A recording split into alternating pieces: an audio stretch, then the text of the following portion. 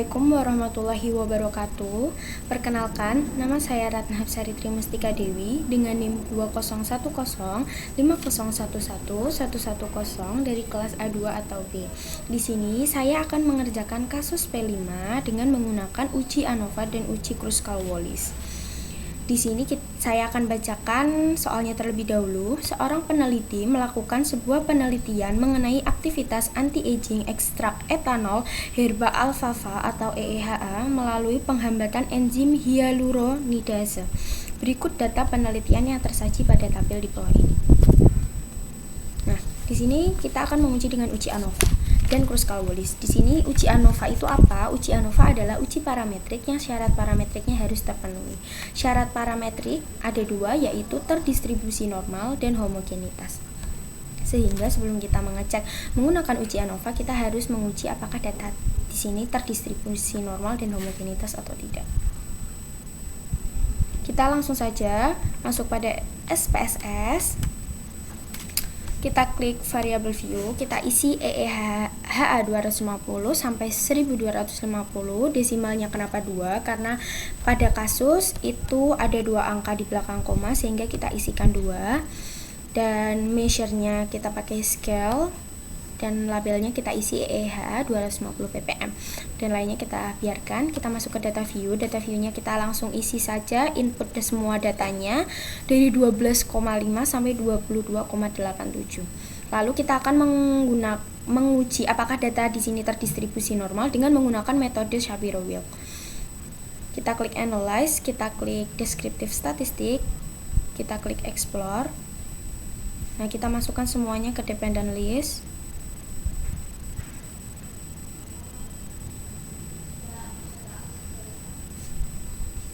Nah, kita klik plot di sini. Plotnya kita isi. Di sini kita box plotnya non, deskriptifnya kita hilangkan semua centangnya dan normality-nya kita klik. Dan kita klik continue, kita klik OK.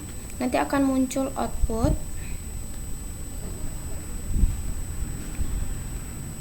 Seperti ini. Di signifikansi ini signifikansi pada 500 0,976, berarti dia terdistribusi normal karena lebih dari 0,05.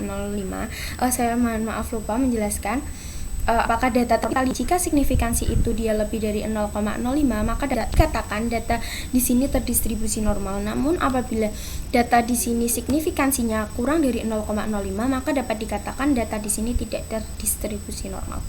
Nah, pada EEHA 750 itu 0,620, berarti dia terdistribusi normal. EEHA 1000 ppm dia 0,833, berarti dia terdistribusi normal. EEHA 1250 0,005, berarti dia tidak terdistribusi normal. Sehingga pada uji ini kita harus menguji dengan homogenitas.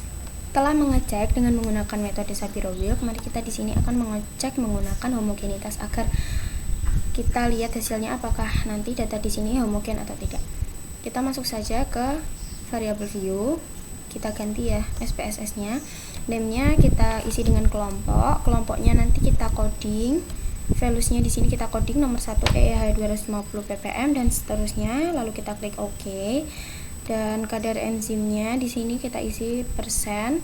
Ini biji enzim kita sesuaikan pada kasus karena di belakang koma ada dua angka, maka kita isi dengan desimalnya 2. Dan pada kelompok ini kita isi dengan 0 saja karena itu hanya untuk coding saja. Dan langsung pada data view. Data view-nya langsung kita isi sesuai ya, nomor 1 sampai nomor di sini, dan total datanya 50 ya. Langsung saja kita akan mengecek menggunakan uji homogenitas.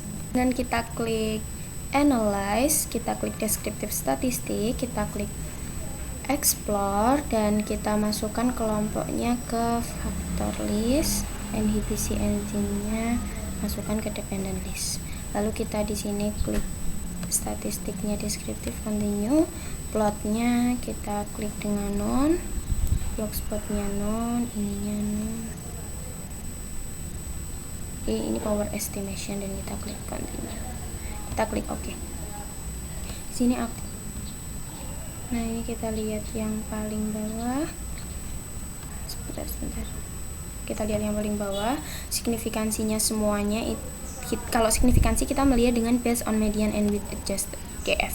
Kita lihat signifikansinya 0,015, berarti data di sini dia tidak homogen, sehingga dapat dikatakan pada kasus ini pada kasus P5 ini kita tidak bisa menguji menggunakan uji ANOVA, karena uji ANOVA itu uji parametrik, sehingga kita menggunakan uji Kruskal-Wallis. Itu adalah uji alternatif apabila uji ANOVA ini tidak dapat digunakan, atau uji kasus di sini tidak terdistribusi normal sehingga tidak dapat menggunakan uji ANOVA, dan kita menggunakan alternatif lain yaitu menggunakan uji Kruskal-Wallis.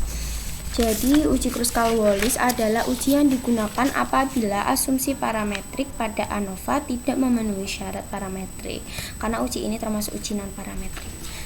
Dan tadi saya lupa menerangkan bahwa uji ANOVA dan uji Kruskal-Wallis di sini dia merupakan uji untuk mengetahui perbedaan lebih dari 3 variabel. Karena dia berbeda dengan uji T, perbedaannya ada di variabelnya. Misal pada uji T itu dia hanya bisa digunakan untuk menguji lebih dari 2 variabel, yaitu sampai biasanya itu 3 variabel, dan untuk pada uji ANOVA dan Kruskal-Wallis di sini dia digunakan untuk menguji lebih dari 3 variabel, biasanya ada 4 atau 5 variabel. Dan langsung saja kita masuk pada SPSS, kita masuk pada variable view. Variable view di sini sama seperti yang kita untuk menguji homogen tadi. Kita akan mengecek menggunakan Kruskal-Wallis dengan cara klik analyze, kita klik non-parametric test, kita legasi dialog, dan kita klik k-independent sample. Pada k-independent sample di sini kelompoknya kita masukkan ke grup variable dan inhibisinya test variable. Dan di sini test type-nya kita centang Kruskal-Wallis. Kelompoknya kita define range karena kita ada 5, jadi maksimumnya kita isi dengan 5. Kita klik continue. Extract-nya kita nggak ada. Kita klik OK. Nah, kita dapat melihat di sini assign sig-nya. Pada di sini 0,00. Cara kita membaca output pada uji Kruskal-Wallis ini, jika signifikansi kurang dari 0,05, maka terdapat perbedaan yang signifikan antara konsentrasi EEH terhadap penghambatan enzim hyaluronidase. Jadi di sini dapat dikatakan, kita mengambil kesimpulan pada uji ini bahwa pada kasus P5 terdapat perbedaan yang signifikan antara konsentrasi EEHA dengan penghambatan enzim hyaluronidase. Jadi semua konsentrasi ini terdapat perbedaan yang signifikan.